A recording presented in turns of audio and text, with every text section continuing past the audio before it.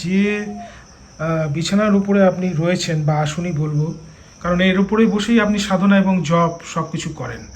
আর এই যে শয্যা, এই শয্যা আপনার সংগৃহীত হয়েছে শ্মশান থেকে। তাহলে আপনি বলছেন এই জায়গাটা পুরো ভৌতিক? হ্যাঁ, আমি না, এলাকার লোকজন বলছে। আমি তো ঠিক আছে, আমি তো দেখতেই পাচ্ছি যে একদম উপকরণ তৈরি। আচ্ছা, কিরকম ব্যাপারটা একটু খুলে বলুন। এটা একটা আনক্যানি ফিলিং হয় অনেকটা রাতে একা একা ছাদে থাকলে পরে একটা আনক্যানি ফিলিং হয়, ঠিক কি বললে বোঝানো যাবে না। আচ্ছা, আপনি তো বলছিলেন যে আপনার ঘরেও নাকি হ্যাঁ, আত্মারা চলে আসে। হ্যাঁ হ্যাঁ হয়, ওটা বোঝা যায়, বোঝানো খুব মুশকিল। I don't have any parameter to prove. আচ্ছা, তাহলে কি ওই ভৌতিক কাণ্ডের জন্যই কি এই কারখানাটা বন্ধ হয়ে গেছে? ইট মে সো হ্যাপেন। দেখুন, এই হচ্ছে কোনা মোড়। এখানে বাস থেকে নেমে একটা টোটো ধরে চললাম জগদীশপুরের উদ্দেশ্যে, কারণ ওখানেই একটা নির্জন এলাকায় ফ্ল্যাট বাড়িতে ভাড়া থাকেন অঘরী সাধু অর্জুন নাথ। দেখতে দেখতে এসে পড়লাম জগদীশপুরের বাস স্ট্যান্ডে। এখানে আবার একটা টোটোতে চেপে আমাকে পৌঁছাতে হবে পিপি মোড়ে, আর এই পিপি মোড় থেকে একটুখানি হাঁটা পথ। একজন নির্ভেজাল অঘরী সাধু অর্জুন নাথ, তার সাথে প্রথম যখন দূরাভাষে কথা বলি তখন তাকে বেশ মার্জিত এবং শিক্ষিত মনে হয়েছিল। পরে যখন তার সাথে আমার সাক্ষাৎ এবং পরিচয় হলো তখন জানতে পেরেছিলাম তিনি একাধিক কর্পোরেট সংস্থায় কাজ করেছেন। কিন্তু একসময় তার জীবনের গতিপথ পাল্টে যায়। সম্পূর্ণভাবে তিনি চলে আসেন আধ্যাত্মিক জীবনে। এখন তিনি অঘোর সাধনার মাধ্যমে পরমেশ্বরের সাধনায় ব্রতী হয়েছেন। প্রিয় দর্শক বন্ধুরা, হ্যালো ইন্ডিয়া বাংলা চ্যানেলে আপনাদের সবাইকে স্বাগত। এই ফ্ল্যাট ঘরের মধ্যেই মন্দির, সাধনাস্থল এবং শয্যা, অর্থাৎ এই ঘরের মধ্যেই তার সব কিছু। একটুখানি বিশ্রাম নেওয়ার পরে পথক্লান্তি যখন দূর হয়ে গেল তার সাথে আমি কথা বলা শুরু করি। এই যে ফ্ল্যাট ঘর, এর মধ্যেই আপনি আছেন। তো যেরকম দেখতে পাচ্ছি চারদিকে নানান রকম জিনিসপত্র আপনার ঢাই হয়ে পড়ে রয়েছে। আর আপনি যে বিছানার উপরে আপনি রয়েছেন বা আসনই বলবো, কারণ এর উপরে বসেই আপনি সাধনা এবং জপ সব কিছু করেন। আর এই যে শয্যা, এই শয্যা আপনার সংগৃহীত হয়েছে শ্মশান থেকে। মানে এখানে যা দেখতে পাচ্ছি লাল কাপড়টা শুধু বাদে ভেতরে যে কম্বল এবং যে তোষক, আর আপনার ওইখানে যে কম্বলটা, এটা হ্যাঁ এটা নয়, এটা নয়। আচ্ছা, এই যে শয্যার নিচে যেটা রয়েছে আর যা যা আছে সব হচ্ছে শ্মশানের। আপনাকে আমি একটা ছোট্ট 2 লাইনে একটি ঘটনার কথা বলছি। সেটা হচ্ছে বক্রেশ্বরে একজন মহাসাধক বাসুদেব বাবা। তো দেখা যাচ্ছে তিনি মৃতদেহ পুড়ছে, হঠাৎ করে দুটো কুকুর এসে, মানে ভৈরব এসে, দেখা যাচ্ছে যে সেই মৃতদেহ থেকে, মানে মৃতদেহ পুড়ছে, সেই পড়ন্ত মৃতদেহ থেকে মাংস খুঁটে খাচ্ছে। তখন বাসুদেব বাবা দেখা গেল তিনিও ভাবছেন যে কুকুরগুলো মৃতদেহ থেকে মাংস খুঁটে খাচ্ছে, তাহলে এটা মায়ের প্রসাদ, আমিও এটা ভক্ষণ করব। তো দেখা গেল তিনিও সেই যে মৃতদেহ পুড়ছে, পোড়া অবস্থায় সেই মৃতদেহ থেকে মাংস খুঁটে তিনি খেলেন। তো এগুলো তো একটা সংস্কারের ব্যাপার। অবশ্যই। তো এবার আপনি আপনার জীবনে কিছু ঘটনার কথা বলুন। দেখুন, এটা তো খুব গুহ্য, গোপন। এগুলো ক্যামেরার সামনে না বলাটাই ভালো, কারণ এতটাই গোপন এগুলো। সাধন প্রণালী ভারতবর্ষের, বিশেষ করে তন্ত্র সাধনা সাধন প্রণালীটা প্রকাশ্যে না আসাটাই ভালো। যদিও তন্ত্রাভিলাষী সাধু সঙ্গে প্রমোদ চট্টোপাধ্যায় অনেক কিছু ওপেন করেছেন, পরবর্তীকালে আরও অনেকে অনেক কিছু বলেছেন, খানিকটা আভাস দিয়ে গেছেন স্বামী নিগমানন্দজি তার তান্ত্রিক গুরুতে। তন্ত্রসারেও বারণ করা আছে যে বহু কিছু বলতে নেই, পড়ছো, প্র্যাকটিস করতে যেও না, বলতে যেও না। তো সেই কারণেই বলি, এগুলোকে আমরা মহামাংস বলি, মহাপ্রসাদ বলি। সাধক একটা নির্দিষ্ট মানসিক অবস্থানে না উঠলে পরে এগুলো করতে পারেন না। তার সংস্কারটাকে ত্যাগ করতে হয়, আর ত্যাগ করতে হয় না, ত্যাগ হয়ে যায়। ত্যাগ ওরমভাবে করা যায় না। ত্যাগ তো জামা কাপড় না যে আমি ছেড়ে ফেললাম, ক্লিয়ার হয়ে গেলাম। ওটা ভেতর থেকে আসে। যে কখন কোন সংস্কার ত্যাগ হবে কিচ্ছু বলা যায় না, কোনো রকমভাবেই বলা যায় না। তো তারাপীঠের শ্মশানেও লুকিয়ে থাকেন সাধক, প্রচুর সাধক লুকিয়ে আছেন, এখনও আছেন। তারা তাদের মতন গোপনে সাধনা করছেন, বিভিন্ন রকমভাবে এমন কিছু করছেন যেগুলো জনসমক্ষে আনাটাও ঠিক না, আর এলে পরেও সাধারণ মানুষের মনে বিরূপ প্রতিক্রিয়াটা হওয়াটাই স্বাভাবিক। সুতরাং এটুকু না বলাটাই বলে। আপনার জীবনের যে একটি ঘটনা ছিল তারাপীঠে, যে আপনাকে আপনার গুরুদেব নিয়ে গেছিলেন, হ্যাঁ, এবং সেই ঘটনাটা যদি একটুখানি উল্লেখ করেন। সেটাও অন ক্যামেরা না বলাটাই ভালো। তো তো তার কারণ সেটা হচ্ছে তিনি নিয়ে গেছিলেন একটা গোপন কর্ম সাধনার একটা পার্ট হিসাবে নিয়ে গেছিলেন, যেটা সাধারণ নিয়ে এলে পরে হয়তো অনেকে আমার সঙ্গে কথা বলবেন না, মিশবেন না, কিংবা হয়তো ঘৃণার চোখে দেখবেন আমি একটা সোসাইটিতে থাকি। তো সেইটুকু কথা মাথায় রেখে আমি অঘরি আমার শ্মশানে থাকাটারই উচিত ছিল, কথা ছিল, কিন্তু সেটা যে কোনো কারণেই হোক হয়ে ওঠেনি। যেহেতু একটা সোসাইটিতে থাকি, একটা জায়গায় থাকি, তো সুতরাং এটা আমার পক্ষে অসুবিধে হয়ে যাবে, আমার সাধনা থাক। বলুন। হ্যাঁ, আমি নিষিদ্ধ মাংস স্বাদ আমাকে নিতে হয়েছিল, এটা আমাকে নিতে হয়েছিল। আমার গুরুদেব আমাকে নিষিদ্ধ মাংসের স্বাদ নিয়েছিলেন। এবার আপনি বুঝুন নিষিদ্ধ মাংস বলতে আমি কি বলতে চাইছি। সেদিনকার সেই ঘটনাটা বলুন, তারাপীঠে যে আপনাকে গুরুদেব নিয়ে গেলেন। হ্যাঁ, নিয়ে গেছিলেন, একটা সাপ্লাই এসেছিল আমার কাছে, আমার গুরুজির কাছে না, যেরকম করে আপনি ঘটনাটা বলছিলেন ঠিক সুন্দরভাবে বলুন, যে কাগজে মোড়া যে ঠিক জিনিসটা। আছে, একটা এসেছিল, একটা প্যাকেট এসেছিল, একটা খবরের কাগজের প্যাকেট, তার ভেতরে একটা কলা পাতা ছিল, সে কলা পাতায় মোড়া ছিল কিছু কাবাবের মতন দেখতে কিছু। তো খেতে যে খুব উত্তঙ্গের লেগেছে তা না, মশলা ছিল না, লবণ ছিল না, কিছুই ছিল না। তো এখন কাবাবের মতন বলেছি, আমি এক্স্যাক্টলি বলিনি কিসের কাবাব। বেশ, ঠিক আছে। হ্যাঁ, তো কিন্তু তার মধ্যে মশলা থাকে বলে সেটা একটু স্বাদিষ্ট হয়, কিন্তু এটা ছিল না। এটা একেবারে এমন একটা জিনিস ছিল, খেতে হয়, খেলাম, আমার ঘৃণা লাগেনি। আর আমার পিঠে তিনি হাত দিয়ে বললেন এই সংস্কারটা ত্যাগ করা গেছে, আমি ত্যাগ করতে পেরেছি, এটা আমার প্রাপ্তি। মানে নরমাংসই ছিল, ওইটাই। ধরে নিতে পারি। আপনি একজন অঘরী সাধু। তো যেটা দেখলাম, আপনি জগদীশপুরে একটা ফ্ল্যাটের ঘরে আপনি থাকেন একাকী, এবং আপনি তো একজন সন্ন্যাসী অঘরী সাধু। তো আপনি আপনার জীবনের কথা বলুন, যে প্রথমে তো আপনারা খড়দাতে ছিলেন, আপনার বাবা মা ছিল, 2 বোন ছিল। তো আপনার পড়াশুনো এবং আপনি তো পরবর্তীকালে আফটার কমপ্লিশন অফ মানে এডুকেশন আপনি কি কোনো কর্মে নিযুক্ত হয়েছিলেন? তারপরে আপনি এই আধ্যাত্মিক জগতে বা আধ্যাত্মিক চেতনা আপনার মনে কিভাবে এলো, সেই ঘটনাটা যদি একটু বলেন। একটা জিনিস বলি, যে আমাদের না পূর্বাশ্রমের কথা মনে করতে নেই। যে জীবন ছেড়ে এসেছি সে জীবন ছেড়ে এসেছি, সেই জীবনের ফিরে যেতে নেই। তো পূর্বাশ্রমের কথা বাদ দিচ্ছি। হ্যাঁ, চাকরি করেছি, প্রচুর চাকরি করেছি, কর্পোরেট সেক্টরেই চাকরি করেছি, এবিপি আনন্দের বিজনেস ওয়ার্ল্ডের মার্কেটিংয়েও ছিলাম, তারপরে এনডিটিভির হয়েও কাজ করেছি। সো করেছি 1997 সালে। At the time I was in Bombay, at the time it was Bombay, it was not Mumbai at the time. তো আমি বম্বেতে ছিলাম দীর্ঘদিন। তারপরে 1997-এ অক্টোবর অনওয়ার্ডস আমার মনে হলো যে আই হ্যাভ ডান এনাফ, আমার আর চাকরি করার প্রয়োজন নেই, আমি চাকরি ছেড়ে দিয়ে চলে এসেছিলাম। তারপরে বাড়িতে আসি, দীর্ঘদিন বসে থাকার পর, ফ্রম বয়হুড আমি খুব বোহেমিয়ান ছিলাম। তো ভাবলাম বসে থেকে কী লাভ, একটু বাউল ফকির নিয়ে নড়াচড়া করা, একটু গবেষণা করা শুরু করলাম। তো একটা সময় পড়াশোনা করতে করতে জানলাম যে এই বাউলরা হচ্ছে তন্ত্রের অফশুট, তন্ত্র ভেঙে বেরিয়ে আসা একটা সম্প্রদায়। ক্ষিতিমোহন সেন যাদেরকে সাবসেক্ট বলছেন। তো তখন মনে হলো তাহলে তন্ত্রটা জানতে হবে, বুঝতে হবে। It is 2003। তো তখনই তন্ত্র নিয়ে পড়াশোনা শুরু করলাম। তারপরে কখন যে বেরোনোর দরজাটা বন্ধ হয়ে গেল সেটা বলতে পারবো না, কিন্তু একটা সময় দেখলাম বন্ধ হয়ে গেছে। বাউল ফকিররাও অনেকটা ইয়ে হয়ে গেছে, আউট অফ ফ্রেম হয়ে গেছে, তন্ত্র মেইন জায়গাটায় চলে এসছে, ফেরার জায়গাটা বন্ধ হয়ে গেছে। Right now I am fine, খুব ভালো আছি। আচ্ছা, যেমনটা মানে জানলাম আপনার কাছ থেকে যে আপনি বিভিন্ন কর্পোরেট হাউসে আপনি কাজ করেছেন, তারপরে আপনি এই আধ্যাত্মিক জগতে চলে আসেন। কত সাল পর্যন্ত, মানে আপনার জীবনের কত বছর পর্যন্ত আপনি এই কাজ করেছেন? আমি আমার কর্মজীবন শুরু করি 1984 থেকে। 1984 সাল থেকে কখনো করেছি, কখনো করিনি, ইচ্ছে মতন, খেয়াল খুশি মতন। এই করতে করতে আমার জীবনের শেষ চাকরিটা ছিল 1997।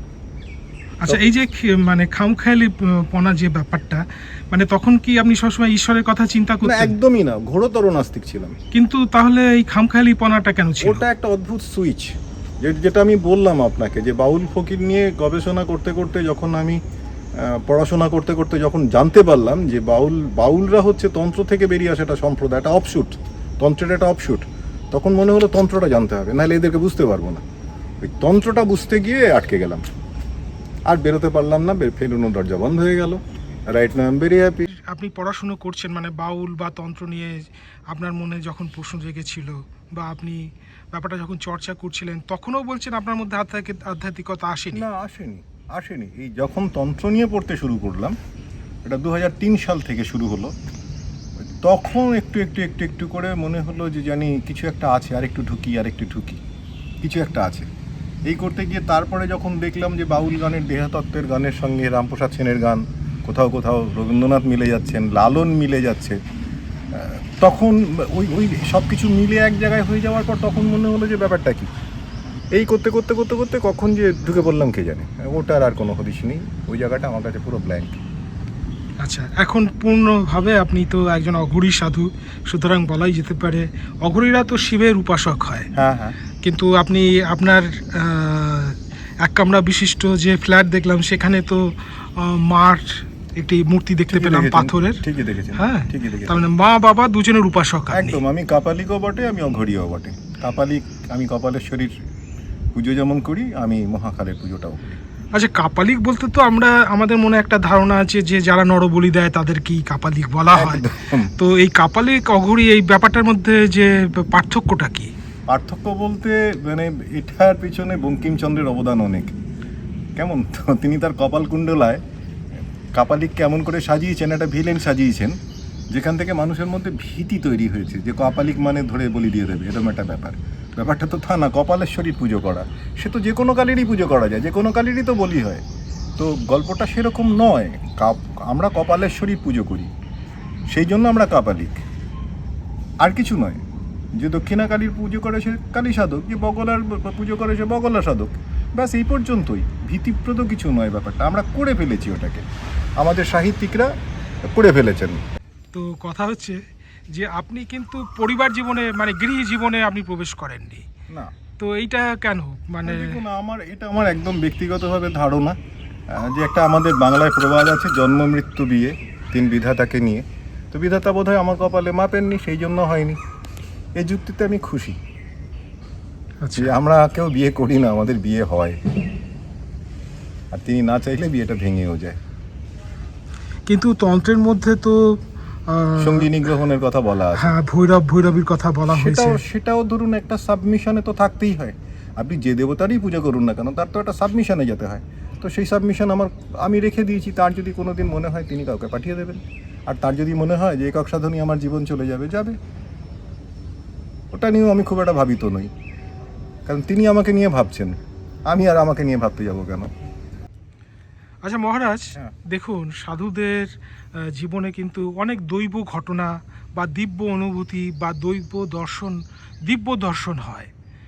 আপনি আপনার জীবনে এরকম কখনো আপনি প্রত্যক্ষ করেছেন? বহুবার। এরকম দু একটি ঘটনার কথা যদি বলেন। দেখুন, এই হাসি পায় আমার, জানেন তো, যে অধিকাংশ দিন দেখেছি, আমার সেই অর্থে প্রফেশন বলে কিছু নেই, অর্থ রোজগারের কোনো জায়গা আমার নেই, কিন্তু আমার প্রতিদিন না খাবারটা জুটে যায়, কেউ না কেউ দিয়ে যায়। কেউ কিছু না দিলে কেউ চাল দিয়ে গেল, হয়ে গেল, আমার জুটে গেল।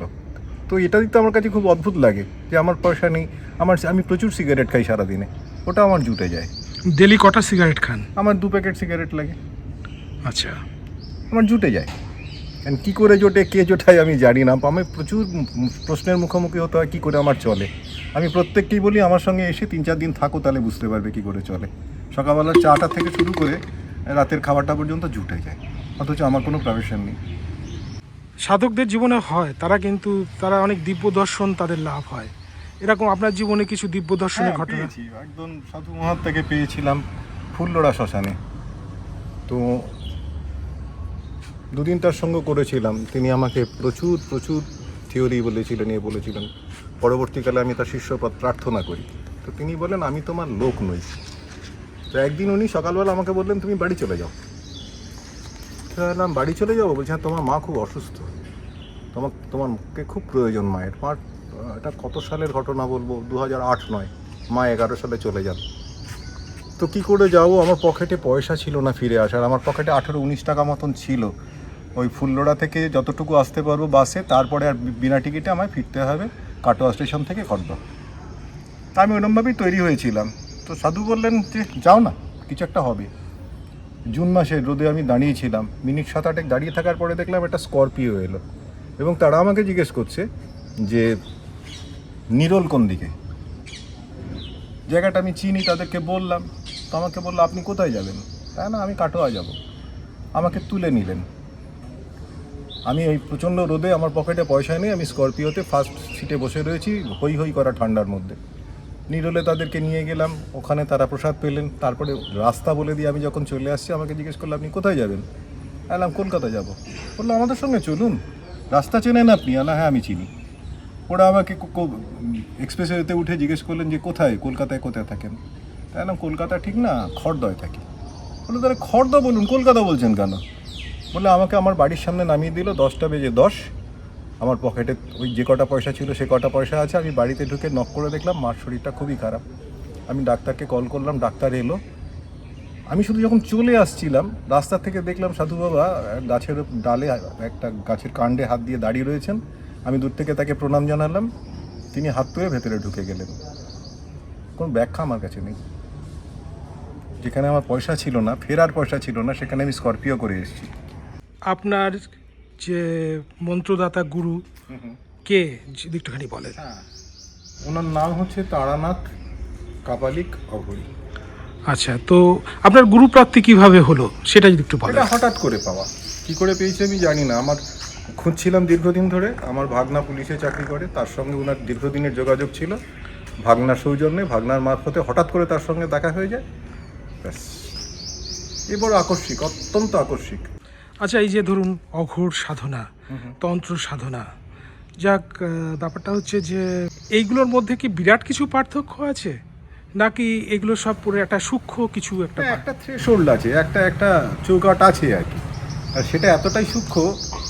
তবে হ্যাঁ, কিছু প্রকরণ পদ্ধতি, হ্যাঁ, কাউকে শুনি তিনি তন্ত্রও সাধক, তিনি আবার অঘোরই সাধক, এরকম তো অনেকেই দেখতে পাচ্ছি। আরে তো অঘোর তো একটা তন্ত্রই বটে। এখন ধরুন, যেখানে যে উপাচারটার প্রয়োজন নেই, আপনি যদি সেখানে সেই উপাচারটা ব্যবহার করেন উইদাউট এনি রেফারেন্স, সেখানে তো আর কিছু বলার থাকে না, কিছু বলার থাকে না। আচ্ছা, এই যে আপনি বলছিলেন যে আপনি আপনার ঘরে বসেই, মানে ফ্ল্যাটের ওই ঘরে বসেই সাধনা করতেই আপনি অভ্যস্ত, বা সেটাই আপনার ভালো লাগা সব ওই থেকে বেশি। নিরিবিলি, আপনি বলছেন যে বেশি ঘোরাঘুরি আপনার পছন্দ নয়। তো আপনি তো কামাখ্যাও গেছেন, তারাপীঠও গেছেন। তো এই যে দুটো জায়গা, কামাখ্যায় ধরুন মায়ের হচ্ছে জনিস্থান, এবং তারাপীঠে দেখুন আপনার শক্তিপীঠ এবং সিদ্ধপীঠ। বশিষ্ঠমণি বামদেব তারা সাধনা করেন, সিদ্ধ হয়েছিলেন। এবং যেটা অনেকেই বলেন আমি তারাপীঠে সিদ্ধ, আমি কামাখ্যা সিদ্ধ, অনেক সাধকরাই তো বলছে। এটা শুনলে আমার হাসি পায়। আচ্ছা, কেন এইবার বলুন। তার কারণ যেটা আছে সেটা হচ্ছে, আমি কোনো একটা দেবীর পূজায়, দেবীর তপস্যায় সিদ্ধ হতে পারি, আমি কোনো স্থানে সিদ্ধ হতে পারি নাকি? আমি কই স্থানটার পুজো তো করতে যাইনি, গেছি তো কোনো একটা দেবীর পুজো করতে, গেছি তো কোনো একটা দেবের পুজো করতে, ওই স্থানটায় গেছি। তো স্থানটায় আমি কি করে সিদ্ধ হব? সিদ্ধ হবো আমি সেই দেবীতে, কিংবা সিদ্ধ হবো আমি সেই দেবে? হাস্যকর কথা না? তারাপীঠ সিদ্ধ হওয়ার হয় নাকি? আপনি বলুন তারা সিদ্ধ, দম থাকে আপনি বলুন কামাখ্যা সিদ্ধ, মেনে নেব। স্থান কোনো দিন সিদ্ধ হয় নাকি? গ্রামাটিক্যালি তো ভুল। আচ্ছা আচ্ছা, এই সিদ্ধ কথাটার অর্থ কি? সিদ্ধ কথাটার হচ্ছে মানে একদম একদম পারফেক্ট জায়গায় চলে যাওয়া, এরপরে আর কিছু নেই। যেমন আপনি চাল যখন দিচ্ছেন, সিদ্ধ হতে হতে একটা সময় চলে এলো, এরপরে দিলে চাল গলে যাবে, আপনি আর ভাত পাবেন না, দানা পাবেন না। ওইটা হচ্ছে একটা অবস্থা। আপনার সাধনার একটা অবস্থা, মনের একটা অবস্থা, ফিলিংয়ের একটা অবস্থা, রিয়েলাইজেশন, সেন্সেশন, এগুলোর একটা নির্দিষ্ট অবস্থান। মানুষ তখন অনেকটাই ইয়ের থেকে বেরিয়ে যায়, কনসাসনেস থেকে অনেকটাই বেরিয়ে যায়। দেখুন, প্রত্যেক মানুষই কিন্তু তিনটে গুণের অধিকারী, কোনো না কোনো, মানে কেউ সত্য, রজ, তম, এই যে প্রকৃতি, প্রত্যেক মানুষের মধ্যে কিন্তু এই প্রকৃতির আছে। হ্যাঁ, এবং ইষ্ট মন্ত্রও কিন্তু এই প্রকৃতিগতভাবেই তাকে দেয়া হয়, সত্য, রজ, তম। আবার এই সত্য, রজ, তমর উপরে হচ্ছে যেটাকে আমরা বলি ত্রিগুণাতীত। ঠিক আছে। তো কথা হচ্ছে যে এই যে আমরা যখন আজ্ঞাচক্র বা তার উপরে যখন সাধন চলে যায়, তখন নাকি সে সাধক সত্যগুণের অধিকারী হয়। কিন্তু ধরুন সহস্রারে যদি সাধন হয়, তাহলে পরে সে তো ব্রহ্মজ্ঞানী, তাই না? কিন্তু সিদ্ধ সাধক বলতে আমরা যেরকমটা দেখি যে অনেক ঘুরে বেড়াচ্ছে সিদ্ধ, সবাই বলছেন আমি সিদ্ধ, অমুক সিদ্ধ, তমুক সিদ্ধ। কিন্তু এই যে সিদ্ধর প্রকৃত অবস্থাটা কি, মানে সাধক কোন অবস্থায় সাধনে উত্তীর্ণ হলে পরে তাকে সিদ্ধ বলবো, এই কথা এটার কি আপনি বলতে পারেন? দেখুন, ওটা এমন একটা না, ওটা বাক্য মনের অগোচর, ওটা অনুভব করা যায়, বলা যায় না। কারণ ধরুন কাম ক্রোধ লোভ, একে এই যে ষড়রিপু পাশ যেটাকে আমরা বলি, একে তো জয় করা একটা বিরাট বড় ব্যাপার। অবশ্যই ব্যাপার, ওই জন্য আমি আপনাকে বললাম না, এগুলো বাক্য মনের অগোচর, এগুলো বলে বোঝানো যায় না, বডি ল্যাঙ্গুয়েজে ক্লিয়ার হয়ে যায় হু ইজ হোয়াট। কেমন আপনি ভালো গন্ধ মাখলে পরে আপনার গা দিয়ে গন্ধটা বেরোবে, আমি জেনে যাবো যে আপনার গা দিয়ে গন্ধ বেরোচ্ছে, সুন্দর গন্ধ বেরোচ্ছে, দ্যাটস অল। কিন্তু আমার যদি নাকটা কোনো কারণে ব্লকেজ থাকে, আপনি যত ভালোই গন্ধ মাখুন, আমি পাচ্ছি না, নাথিং কামস টু মি, কিচ্ছু এসে জানা তোকে আমার, তো এ বলা যায় না এগুলো। আপনার মতন করে বলুন যে এই যে ষড়রিপু সাধক কিভাবে জয় করতে পারবে? কেউ কিচ্ছু পারে না, যার সাধনা করছি তিনি করিয়ে নেন। এই সাবমিশন যদি থাকে সে জায়গায় পৌঁছবে, আর যদি তার এই সাবমিশনটা না থাকে, অরণ্যের রোদন। মানে ইষ্ট ভক্তির কথা বলছেন? একদম 100% হয় না, 100% সাবমিশন করেন, ইটস ভেরি ডিফিকাল্ট জব। ঠাকুর রামকৃষ্ণদেব পেরেছিলেন, বামাকাবা পেরেছিলেন, আমরা তার পায়ের নখের ধুলোর যোগ্য? মানে পুরোপুরি নিজেকে ঈশ্বরের পায়ে সমর্পণ করে দিতে হবে। সাবমিশন মানে সাবমিশন, দ্যাটস অল। হয় না, এত সহজ নাকি? এক্ষুনি আমার পকেটে যদি এক প্যাকেট সিগারেট না থাকে, আমি সিগারেট খোঁজার জন্য পাগল হয়ে যাব, আমার একবারও তখন সাবমিশনে যাব না যে মা যদি জোগাড় করে দেয় হয়ে যাবে। চেয়ে বেড়াবো লোকের কাছ থেকে, দোকান খুঁজবো একটা সিগারেটের জন্য, কোথায় সাবমিশন আমার? এই যে বলা হয় যে জপাত সিদ্ধি, সাধক কি জপ করতে করতেই সে তার পরম প্রাপ্তি লাভ হতে পারে? আর জপের সঙ্গে ধ্যানের কি সম্পর্ক, এটা যদি একটুখানি বলেন। দেখুন, শব্দটা না খুব পরিপূরক, ধ্যান জপ। ধ্যানের একটাই মাত্র হচ্ছে আপনি জপে কনসেন্ট্রেট করুন, তার জন্য আপনাকে ধ্যান করতে হবে, মনটাকে একমুখী করে ফেলতে হবে। আর জপাত সিদ্ধি তার মানে একটাই, সেটা হচ্ছে আপনার শরীরের যতগুলো সেল আছে প্রত্যেকটা সেলে আপনার ইষ্ট ঢুকিয়ে দিতে হবে, সেটা একদিনের কাজ না। আর এটাও একটা অদ্ভুত ব্যাপার যে প্রতিদিনই তো বেশ প্রচুর সেল মারা যাচ্ছে, আবার প্রতিদিন প্রচুর সেল তৈরি হয়ে যাচ্ছে। তো এই প্রত্যেকটা সেলের মধ্যে জব ঢুকিয়ে দেওয়া, it's a very difficult job. যে সাধক পেরেছেন তার জবে সিদ্ধি হয়েছে। কিন্তু এটা সত্যি কথা, প্রতিদিন যে মানে সেল চলে যাচ্ছে তার মধ্যে যদি জব থেকে থাকে, সেই জবটা শরীর থেকে বেরিয়ে গেল, আবার যে নতুন সেলটা এলো তার মধ্যে সেই জবটা ঢোকাতে হবে, গাড়ির তেলের রিফিলিংয়ের মতন। It's a constant process. করতে করতে করতে করতে একটা সময় এগুলো হয়ে যায়, তখন সাধক জপেই সিদ্ধি লাভ হয়ে গেছে, তার আর নতুন করে কিচ্ছু প্রয়োজন হয় না। চামরাইল শ্মশানে কিছুটা সময় কথোপকথন এবং ঘোরাঘুরির পরে আমরা ফিরে এলাম অঘরী সাধু বাবার ফ্ল্যাটের ঘরে।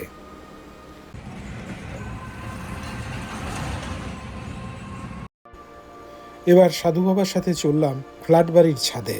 প্রথম দর্শনে তার কাছেই শুনেছিলাম এই পুরো জায়গাটি নাকি ভৌতিক। ফ্ল্যাট বাড়ির সংলগ্ন বন্ধ হয়ে যাওয়া কারখানাটিও নাকি ভৌতিক কারণেই বন্ধ হয়ে গেছে। তাই ছাদ থেকে কারখানাটি দেখার আগ্রহ আমার মনে হয়েছিল। দর্শক বন্ধুরা, এনারা হলেন অঘরী সাধু। এরা সব সংস্কারের ঊর্ধ্বে।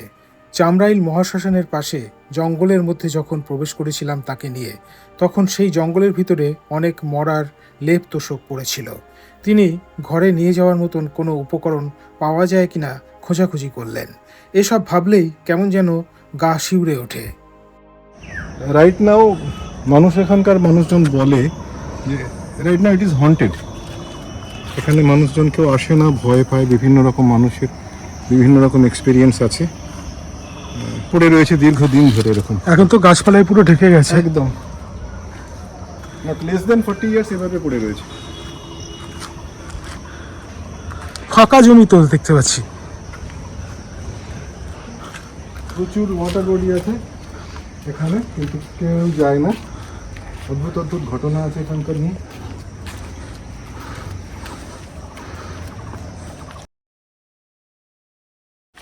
তাহলে আপনি বলছেন এই জায়গাটা পুরো ভৌতিক? হ্যাঁ, আমি না, এলাকার লোকজন বলছে। আমি তো ঠিক আছে, আমি তো দেখতেই পাচ্ছি যে একদম উপকরণ তৈরি। আচ্ছা, কিরকম ব্যাপারটা একটু খুলে বলুন। এটা একটা আনক্যানি ফিলিং হয়, অনেকটা রাতে একা একা ছাদে থাকলে পরে একটা আনক্যানি ফিলিং হয়, ঠিক কি বললে বোঝানো যাবে না। আচ্ছা, আপনি তো বলছিলেন যে আপনার ঘরেও নাকি আত্মারা চলে আসে। হ্যাঁ হ্যাঁ হয়, ওটা বোঝা যায়, বোঝানো খুব মুশকিল। I don't have any parameter to prove. আচ্ছা, তাহলে কি ওই ভৌতিক কাণ্ডের জন্যই কি এই কারখানাটা বন্ধ হয়ে গেছে? ইট মে সো হ্যাপেন। এবং আপনি বলছিলেন ঘরে বসে আপনি যখন সাধনা করেন তখন তার আত্মারা চলে আসে, সেগুলো আপনি উপলব্ধি করতে হ্যাঁ, পারেন? সেটা আমি ফিল করতে পারি। কি তারা কি কিছু বলে আপনাকে? না, তারা আমায় বিরক্ত করে না কেউ, আচ্ছা, তারা আমাকে বিরক্ত করে না, মানে তারা তাদের মতন থাকে, আমি আমার মতন থাকি ব্যাস। আর এইখানে যেটা দেখতে পাচ্ছি একটা নরকপাল রয়েছে আর একটা মানে যেটাকে খটপট বলা হয়।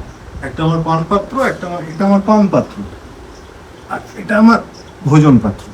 আচ্ছা, এই পান পাত্রটা হচ্ছে নরমুদ্র, তাই তো?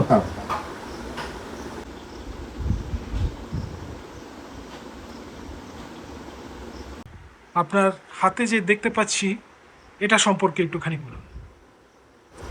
এটা আমাদের একটা উপকরণ বলতে পারেন, সাধনার একটা উপকরণ, আমাদের সাধনায় কাজে লাগে। এটা তো মৃতদেহের হাড় এটা দেখতে পাচ্ছি। মৃতদেহের হাড়।